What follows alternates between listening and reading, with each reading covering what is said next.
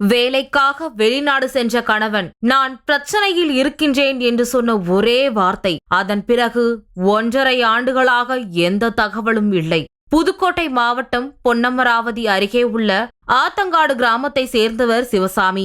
குடும்ப சூழல் காரணமாக கடந்த 2 ஆண்டுகளுக்கு முன்பு அபுதாபிக்கு வேலைக்கு சென்றார். அபுதாபி சென்ற முதல் 6 மாதங்கள் குடும்பத்தினருடன் தொடர்ந்து பேசி வந்த சிவசாமி திடீரென ஒரு நாள் தன் மனைவியை அலைபேசியில் தொடர்பு கொண்டார்.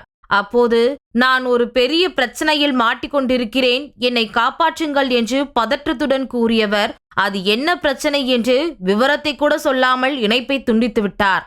அந்த ஒரு அழைப்பிற்கு பிறகு கடந்த 1.5 ஆண்டுகளாக சிவசாமியிடம் இருந்து எந்த ஒரு தகவலும் இல்லை. அவர் உயிரோடு இருக்கிறாரா இல்லையா என்பதை தெரியாமல் அவரது குடும்பத்தினர் தவித்து வருகிறார்கள்.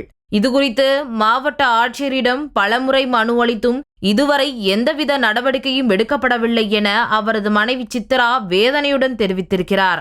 அபுதாபியில் மர்மமான முறையில் மாயமான சிவசாமியை விரைந்து கண்டுபிடித்து தாயகம் மீட்க மத்திய மாநில அரசுகள் உடனடியாக நடவடிக்கை எடுக்க வேண்டும் என்பதே இந்த ஏழை குடும்பத்தின் ஒரே எதிர்பார்ப்பாக உள்ளது.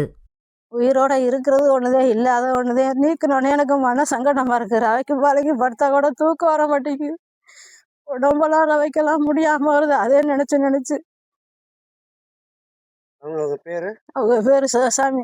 அவர் என்ன வேலைக்கு போனாரு? என்ன வேலை வெளிநாடு போனாதான் என்ன வேலை பார்க்கறான்னு நமக்கு தெரியாது. எந்த நாடு? துபாய். கடைசி அவர் எப்ப இங்க வந்தாரு? இப்போ போன வருஷம் மார்கழியில வந்தாங்க. அவங்க அம்மா இறந்து முடியாம இருக்குன்னு வர சொன்னான். 2 மாத லீவுல வந்தாங்க. வந்துட்டு அவங்க முத நாள் வந்தாங்க, மக்கா நாள் அவங்க அம்மா இறந்து போயிட்டாங்க. அப்புறம் எல்லாம் செஞ்சுட்டு மாசி மாசம் போனாங்க. மாசி மாசம் போய் ஒரு 50 ரூபா அனுப்புனாங்க. அதுதான் காசுன்னு. அது கடையில அப்புறம் எதுவுமே பேச்சுவார்த்தை இல்லை. இது சம்பந்தமா வேற எதுக்கும் புகார் எதுவும் பண்ணிருக்கீங்களா? இதுக்கு மேல இந்த கலெக்டர் ஆஃபீஸ்ல கொண்டே கொடுத்ததேன். அப்புறம் நாங்க எதுவுமே பண்ணலை. அதுக்கு என்ன சொன்னாங்க? அவங்க நாங்க சரி கண்டுபிடிச்சு தரோம், நீங்க கவலைப்படாதீங்க அப்படின்னாங்க. 2 மனு வந்துச்சு. 2 மனுக்கு அப்புறம் எதுவுமே வரல.